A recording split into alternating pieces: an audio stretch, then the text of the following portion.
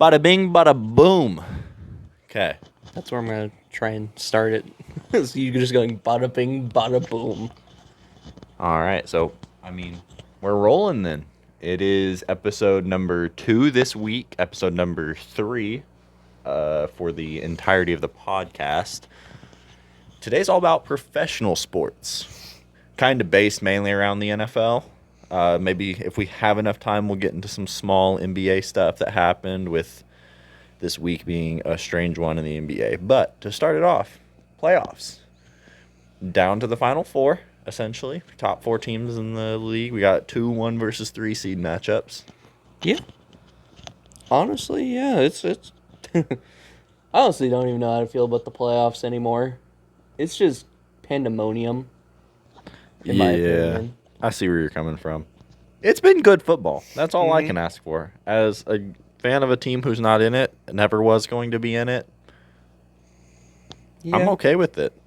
It's been fun to watch.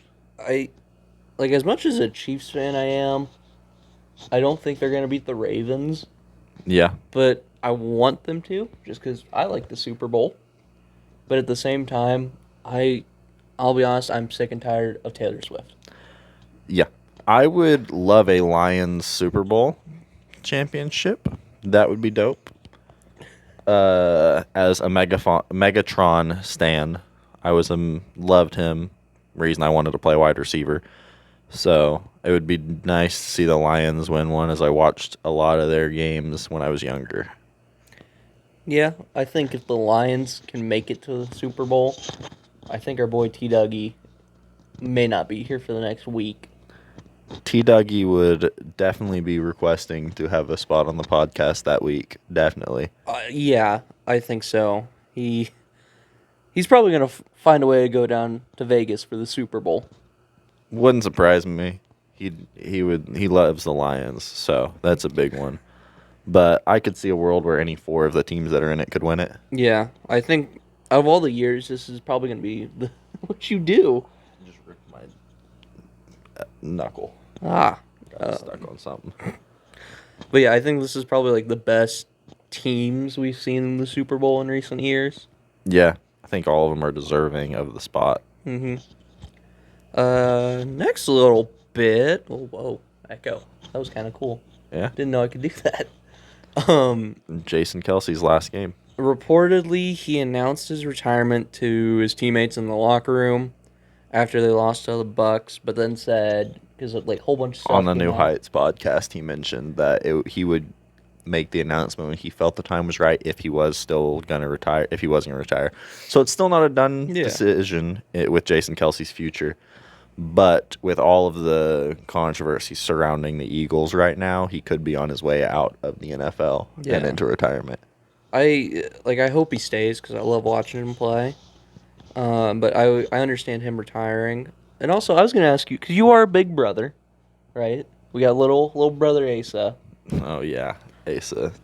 Jason Kelsey was living his best life at the Bills-Chiefs game. Yeah. Celebrating his little brother. Uh-huh. Do you think he is the best big brother you've ever seen? I think he showed what, as a big brother you're supposed to do. Showed kind of how you're supposed to be. Because, I'm the same way. Ace doesn't play football anymore, but he's just a golf guy. But, I'm already planning on trying to go down if there's ever a weekend tournament that I could make it to. I'm going to try to go down and watch some of his weekend golf tournaments. And during the summer, I'm going to be driving him to or going with him and watching his summer tournaments. So, Which I think I think that's kind of key. I think as younger kids, brothers fight, but as they grow up, they learn to love each other even more. yeah, me and my brother used to have fist fights just for fun, and now we both like going to each other's sporting events. So it's kind of something that when you're younger, you don't realize how much you want to spend time with them until you get older and you realize how much you actually enjoy them because they've gone through the same stuff you have. Yeah. Especially in my case, there has been a lot of stuff that's gone down in my life that me and my brother have made it through together. So, Yeah. Let's see. We got more stuff with the Eagles, as you mentioned. Everything is just happening at one time for this Yeah. organization. There was rumors Sirianni was going to be gone, but they squashed those. Now they need a DC. Their OC is rumored to not be returning because of some turmoil between him and Jalen Hurts. And as a Washington fan, I'm glad Ron Rivera is no longer on our coaching staff, but he's looking, saying he wants to be a coach. And he said he's willing to be a DC, and he's already interviewed for the open DC spot in Philly. So who knows what that becomes? You mentioned with Sirianni saying, or like with the rumor of him leaving. I had it on here, but you took it off, which I'm a little upset at you for. I'm not gonna lie. My bad. During the players' exit interviews, they all stood with them. And for those who don't know, at the end of your season, usually you do an exit interview with the coach. Yep. It's usually just to go over your thoughts of the season, what you want the program to be next year. But for a coach to have the backing of all those players, I think that kind of gave the organization the sign of, we want him here. I think everyone also kind of could tell that it wasn't the players that didn't like Sirianni and were upset with Sirianni. It was the fans. Yeah. Because the fans were coming off of a Super Bowl, and Philadelphia sports fans are some of the most loyal, and they want their teams to constantly be good. So having the expectation of we are a Super Bowl team and then losing 5 of the last 6 games and going from having a 2 seed secured essentially to having to play a wild card game and then in turn losing that wild card game on the road to the Tampa Bay Buccaneers, they were expecting Super Bowl. Mm-hmm. And they didn't get Super Bowl, so they were calling for Sirianni's head. Yeah, and he's been there since 2021 and already has a Super Bowl appearance on his resume. Yeah, already got an appearance in the Super Bowl in, 2 years, 3 Yeah. years as a head coach? Yeah, So that's big things. that's greatness right there, that you Yeah. can turn an okay-ish program or team like the Eagles Yeah. to a Super Bowl in just your second year almost. Yeah, the NFC East has had a lot of coaching stuff because Cowboys had to squash the rumor that they were going to be getting rid of McCarthy. Yep. All the Eagles stuff that we just talked about. Rivera got fired in Washington, and now we're looking for a head coach, looking for a new GM. Apparently, we have talked to Bieniemy about the possibility of him becoming the head coach in the opening. The only thing we haven't heard coaching rumor-wise has been rumors with the Giants, and Daboll has been the only one who's kind of been out of these rumors. But even still, they're calling for him Yeah. in some situations. So I think that's correct. I think out of all the coaches in that division, he has the most locked job right now. yeah, because of the fact that Giants organization is going to look at it and see that the team was battered with injuries. Yeah. And the fact that he had Tommy DeVito starting for 5 or 6 games, and that is a guy who came in as a UDFA, was the 3rd stringer at the beginning of the year. Those are just situations that are hard to overcome. So the fact that he was even able to have a halfway decent record, I think was good enough for the team to be willing to keep him. Yeah. You mentioned Cowboys. Well, they're going to keep Mike McCarthy in those rumors. Yeah. That fan, I think with Dallas is kind of the same way as Philly a little bit. They expect success. Yeah. Yes, McCarthy's had some great teams in the past few years and just has not been able to fully secure past the first round. Yeah, it's kind of, especially coming from Green Bay where he won with Aaron Rodgers a ton. Cowboys fans are expecting the same thing. Yeah. And Dak has been so good in the regular season, but he has never been able to perform in the playoffs. But I think he's still going to have to be their guy as much as people are calling for him to be traded and people want to get the best out of his value while he's there, while he's at the highest level. I think he still is the best guy, the best option for them as a team. Yeah, I think so as well. I think maybe you give it a year or two and see what he does, and if it doesn't work Well, in out, a year or two, he's going to be 30. So you got to think about. Well, It's also I'm his saying for contract. McCarthy. Oh, you're saying for McCarthy. for McCarthy. Yeah, for McCarthy, you give him a couple more Yeah. years. I think for Dak, you just let him play out the rest of his contract in that situation because his contract is so massive that it'd be hard to trade him anywhere. Yeah. Because you look at teams like the Eagles who are just in cap space hell, there are a lot of teams that are like that couldn't even take on that contract, and the teams that could take on that contract either have their quarterback or they're going to get their quarterback in this year's draft. I hope you know I'm not bleeping your little hell right there, or that one. It's fair. I had a hard enough time trying to cut you dropping another word last week, or That's Sunday. fair. That's fair. Yeah, that's fair. Took us a lot to get one episode up. That was quite the night. And then Raiders, considering we're talking about coaching, Antonio Pierce got the job. I think everyone wanted him to get the job. I think he deserved that job. It was, if the Raiders didn't hire him to be the head coach, there was going to be some people up in arms. That would have been not fun for them to not hire Antonio Pierce, especially because then Pierce would go get a head coaching job somewhere else because he would have been hired by all these other teams that were having head coaching issues. Yeah, I think with Pierce, he's probably one of the most well-known coaches now to come out of being an interim. And there was a story that they were telling about him that they were winning by, it was a scoreless, or they were shutting out a team. That's the word I'm looking for. And he was still upset with their performance, so at halftime they ran gassers. Got a delay of game because he was still upset with them. That to me is the kind of coach that may be hard on you, but it shows why he's hard on you. Yeah. You want coaches that are hard on you, but you also want them to be coaches that care for the players, which is what Antonio Pierce is.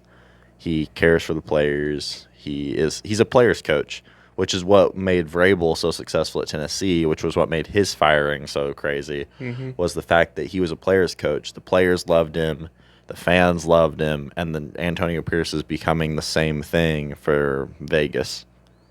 Yeah. So. With Vegas as well, Mad Max Crosby is going to undergo cleanup surgery on his knee. Yeah, he posted a photo from the post-surgery op on his Instagram. It's better to get that stuff cleaned up now, so that way you can use the entire offseason. He should be ready to go by preseason, but a guy of his caliber, they may just tell him not worry about the preseason. We'll get you in week 1. He may try and push it to see how it feels a little bit. I wouldn't be surprised if he tries to get into OTAs, which would be really, really early for a comeback on a cleanup surgery. But Max Crosby's just like that. He wants to be out there. He doesn't like to have time off. He wants to be able to be there. So, yeah. Last little bit of NFL stuff. Honestly, I thought we were going longer, so we may get to the NBA stuff. Pat's new head coach Gerard Mayo said that he is ready to burn some money in free agency. Pats are finally going to spend money in free agency. Feels like they never do. I'm trying, off the top of my head, I can't think of any crazy free agents this year. A lot of guys have had their contracts. But I would look for the Patriots to either go big on a receiver in free agency, depending on where they go in the draft, that is. If they go quarterback in the draft, they're going to go big on receiver. If they don't, if they decide to stick with Mac Jones, which would be a crazy mistake if they decided to stick with Mac Jones and Bailey Zappi, they could go with Marvin Harrison because he's going to be there.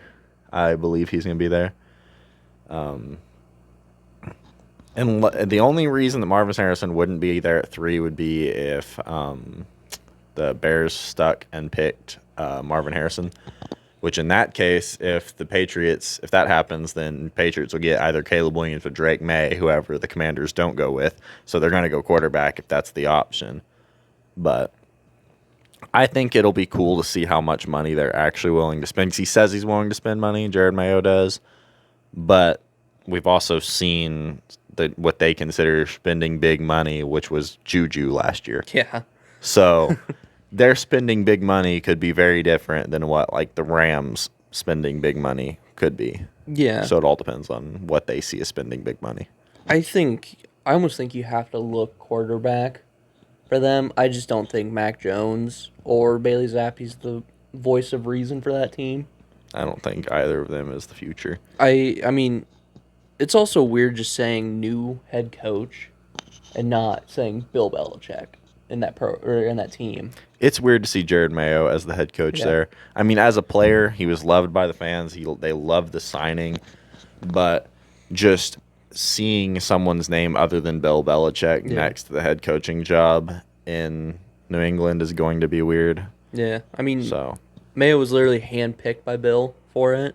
yeah, So that's kind of a situation like what happened with OU whenever Bob Stoops retired. Yeah, Because when he left, technically retired, but he went to the athletic department, whole situation. But whenever he made sure he waited long enough where they weren't going to be able to find a head coach, so that way he could force them to then promote Lincoln Riley into being the head coach. So it's kind of a situation like that where he was handpicked and suggested by Belichick, and with Belichick's reputation in the Patriots organization, they were willing to listen to him. yeah. I think you almost have to go quarterback, if not in free agency, in the draft. Yeah. Because I honestly think the Bears have to take a wideout, take Marvin Harrison, because I think Justin Fields could be the future of that team. I think Fields is way better than they're giving him credit for. Yeah. But I also wouldn't put it past the Bears to trade Fields and take Caleb Williams at 1. Yeah. So that's kind of where I see it. I could see it going either way. It all depends on how they feel as an organization, and because Eberflus is gone, so they're going to need a new head coach. All kind of depends on how the new head coach wants to go about it, because that's going to be who gets to make that decision, I feel. Yeah. I guess let's move on. NBA. This It's a week was wild, it was a crazy one scoring wise. 18th anniversary of Kobe's 81-point game, and on the day of the 18th anniversary of Kobe's 81-point game, you had Embiid dropping 70 against the Spurs in a 10-point win. It wasn't like they beat down on the terrible Spurs. They only won by 10, and Embiid shot 23 free throws. I point that out because I am an Embiid hater, but you can't argue with the 70 points. He took 41 total field goals. I like to mess with people who are Embiid fans and say that he's a free throw merchant, but I also am a Thunder fan who had to take those allegations with Harden when he was in Sixth Man of the Year form. So I say that, but can't argue with a 70-point game. It's hard to do that in any form. Cat had 41 at halftime and 62 in total in a loss to the 9-win at the time Charlotte Hornets, which was absurd to me. Gave up a 15 to 20 point lead, and they played him 8 minutes in the fourth quarter. Coach said it was the worst. The coach basically just dogged on the entirety of the team, including Cat, on his career night where he scores 62. And then in the same day, Durant had 43 in a game winner. So, I mean, quite the night for NBA basketball. I was watching Cat, and I got the notification Embiid had 70, and I got the notification Durant had 43. And I was like, and in my mind, I was thinking, what is going on in the NBA tonight? But I think it was cool to also Chaos. see it all happen on the 18th anniversary of Kobe's 81-point game, considering. My thing with I'm a Philly fan in basketball. I see. I do like seeing the 70 points. I think it's a cool milestone. Yeah. I don't think anybody's Officially passes Wilt for most in a game by a 76er, I believe. Yeah. I mean, Wilt's 100-point game, I don't think will ever be touched unless some robotic. Or Kobe's 81. Yeah. My thing with the whole Cat thing with Karl Anthony, I like the coach calling him out on it for stat padding, right? So it's called. Yeah, I mean, he did take 10 shots in the 8 minutes he played in the fourth quarter. But I think it's good when you keep everybody honest. I will say I've never really seen a coach call him out, though. yeah, I also think if you're in the situation where you've got 41 at halftime and 62 on the game, if I'm on that team and I'm not Karl Anthony Towns, I could care less how many shots Cat takes. Yeah. When a guy is on, he's on. You don't take the ball out of the guy's hands who's got 62. That's not, especially not in a game where you've got a team that's coming back. You give the ball to the guy that's got 62, and you say, "Do what you've been doing all game." Yeah, I do think that, and I think it's just I think it's a situation because their head coach is a new guy, isn't he? If I'm not mistaken. I don't remember how long that he's been there. I don't think it's someone new. Haven't really paid attention to the Timberwolves because I thought they Yeah. were going to be bad this year. But they're no longer the 1 seed in the East because of the Oklahoma City game that happened last night. That wasn't a fun one to watch as a Thunder fan because we were down by 4 at halftime to the sub 10 win Portland Trailblazers.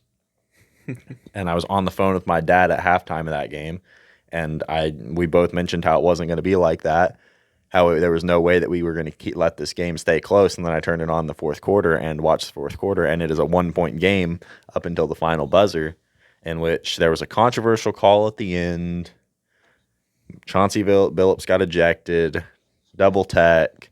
J-Dub comes down, hits a game winner with 2 seconds left, gives us the lead. And now the Thunder pass the T-Wolves in the 1 seed in the East because we beat them twice out of the 3 times we've played them so far this year. So we have the tiebreaker, and it's a tie for record-wise top of the West. So, yeah. The Bucks fired Griffin. Adrian Griffin getting fired, and Doc Rivers is currently the favorite to replace him. Looks like they're finalizing a deal today as we're recording this. Yeah, I think I saw that they were like really close to it. Yeah, they were. Last I saw on the NBA website about 4 hours ago, they were saying it was reported that it was a finalized deal. It was just a matter of getting the numbers official. That's why sent to the NBA. But that one was surprising to me because you're talking about a team that's 30-13. But I also, when you watch the Bucks play, their wins are ugly wins and their losses are even uglier. So it made sense. Sure, you can look at the record and he's 30-13, and Giannis is still playing Giannis basketball and being crazy good. Dame has been a crazy good addition for that team and made them a really, really good team, a really unstoppable team. But when you're winning close games, sure, they're wins, but you want to be, when you're that good, you want to be winning games by more than that.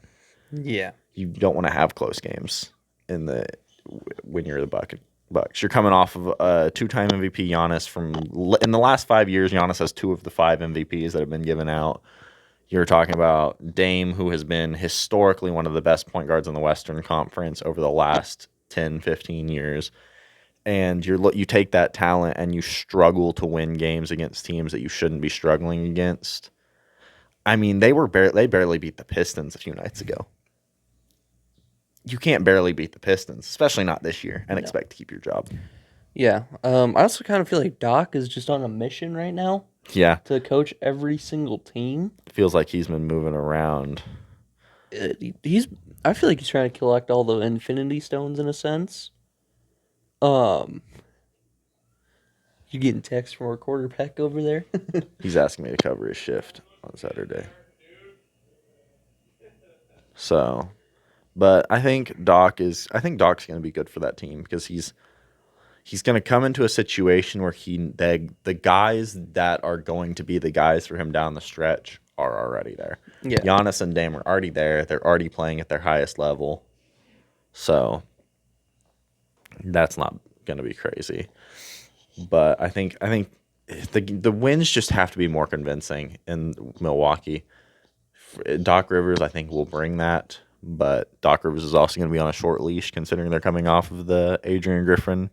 It shows you kind of where the Bucks' mind is at, too. They want to be dominating. Yeah. They don't want close games. So if Doc Rivers comes in and is only able to win close games and all the games are ugly, whether they're wins or losses, I wouldn't be surprised to see him being gone at the end of the season.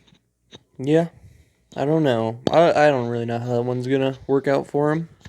Yeah, it all kind of depends on how the rest of the season goes for Doc.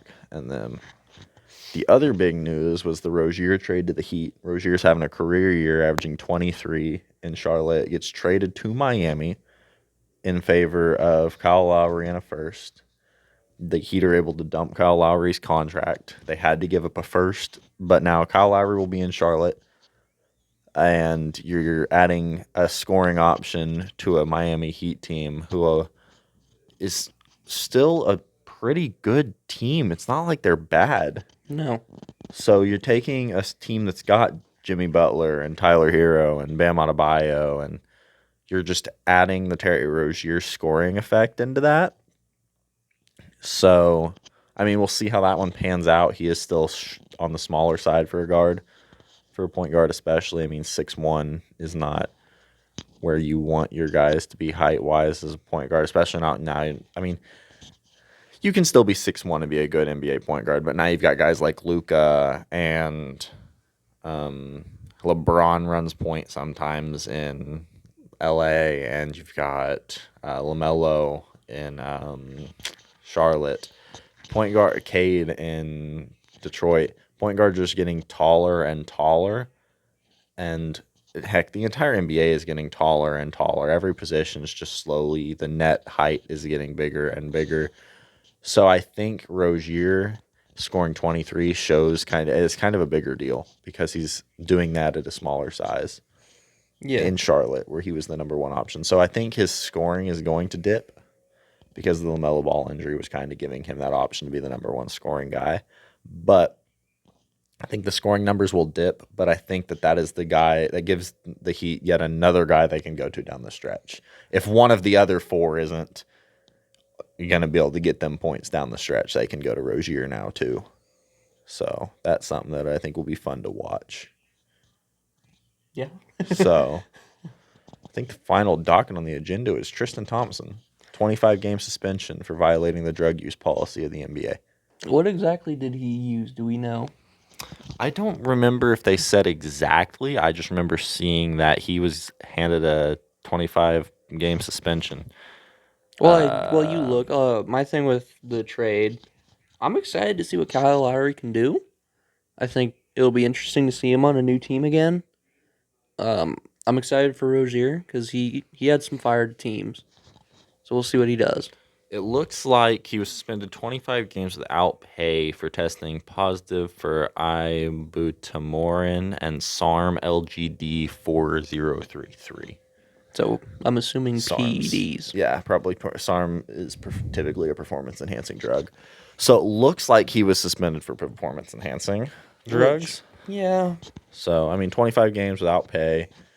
How much of a blow is that really going to be to the Cavs? Probably not that big of a blow. I mean, this is the first time I'm ever hearing of him, so... Of Tristan Thompson? Yeah. Here's Shows you my NBA knowledge, I'll be honest. He was a starter for them during the LeBron eras, but he kind of has bounced around, and now he's their backup. So it's like, how much is that really going to affect them? Probably not a ton. Yeah. So we'll see how much it truly does affect him, because he's been one of the better rebounders off the bench. He's been getting him good minutes off the bench as a backup for Evan Mobley and Jared Allen. But I don't think that's going to affect them as much as people are kind of blowing it out of proportion too. I mean, the Cavs are just off and on right now. Ever since LeBron dynasty left again. Yeah, I mean, it also is, there's a lot of trade rumors going around out of Cleveland for Donovan Mitchell too. So I think it depends. If Donovan Mitchell stays, I think that is a very competent, very young team. You're talking about Darius Garland, Donovan Mitchell, Okoro, Mobley, Jared Allen. You got Tristan Thompson coming off the bench. That is a really, really good team when it comes to just pure talent. It's just a matter of, can they get it figured out come playoff time, because they're young. Yeah. So, well, that's the last item on the docket we had written down. Yeah, and we got 30 seconds before this camera automatically ends. So, thank you for watching episode 3. I almost said 4. This is episode That's 3. Sunday when we talk more about college basketball. We give updates on the rankings and kind of the things that were happening this week there. Lots happened, so we will see you on Sunday for episode 4. Thank you and have a great night.